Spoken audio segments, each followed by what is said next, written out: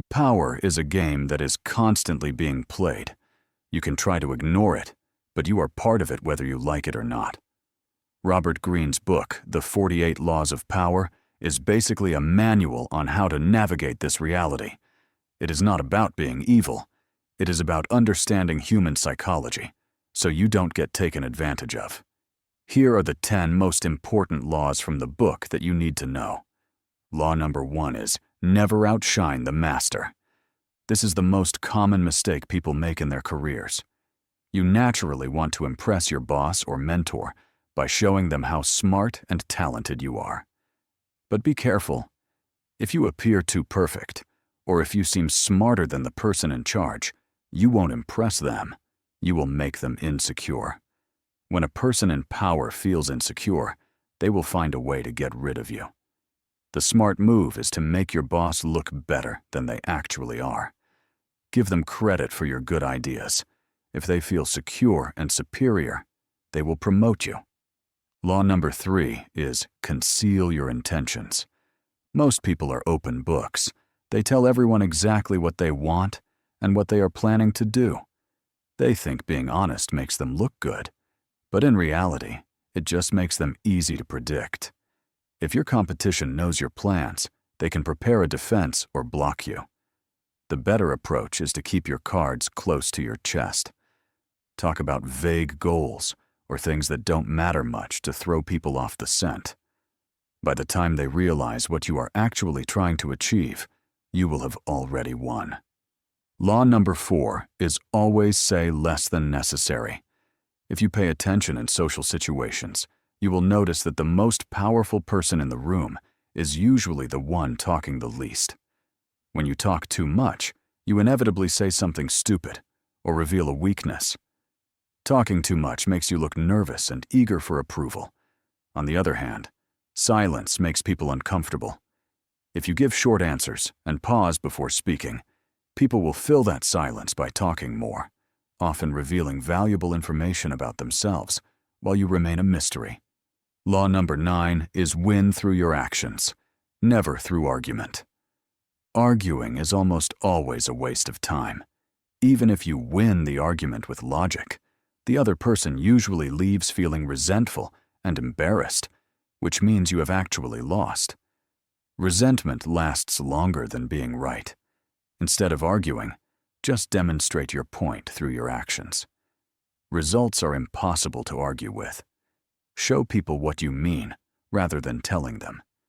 It is much more powerful to let the outcome speak for itself. Law number 13 is appeal to people's self-interest, never to their mercy or gratitude.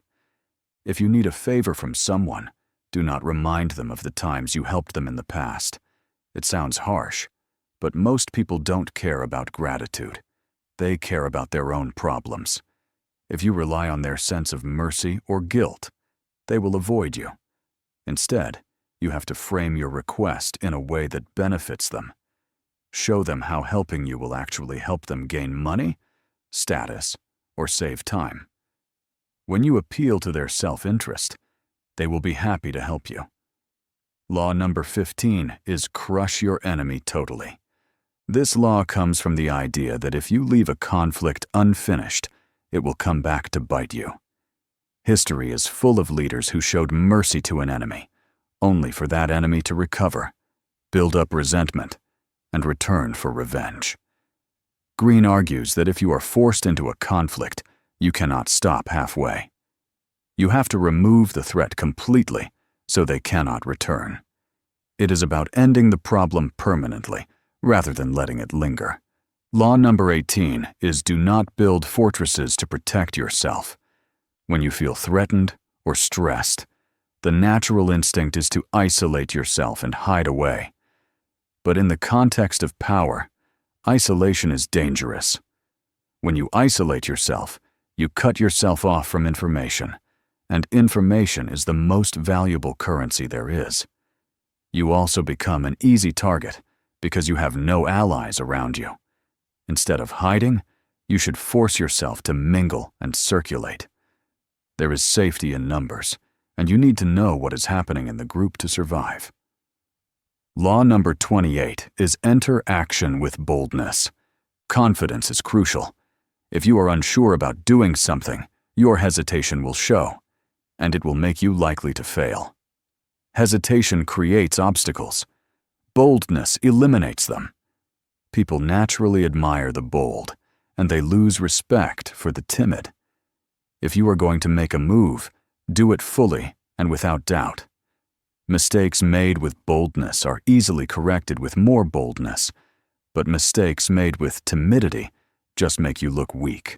Law number 33 is discover each man's thumbscrew.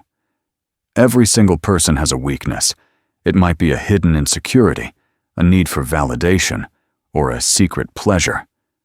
Greene calls this the thumbscrew. Once you figure out what drives a person, what they are afraid of, or what they crave, you understand how to motivate or influence them. You have to observe people carefully to find this. Usually, the thing people brag about the most is covering up their biggest insecurity. Finally, law number 48 is assume formlessness. This is the ultimate law. If you have a rigid plan or a fixed way of doing things, you become predictable. And if you are predictable, you are easy to attack. The world changes constantly, and you need to change with it. Be like water. Adapt to the situation rather than trying to force the situation to fit your plan. The most powerful people are the ones who can adjust their tactics the fastest. These laws are tools. You can use them to get ahead, or you can use them to spot when someone is trying to manipulate you. Either way, understanding how the game works is the only way to play it well. Which of these laws do you agree with the most? Let me know in the comments, and don't forget to subscribe for more videos like this.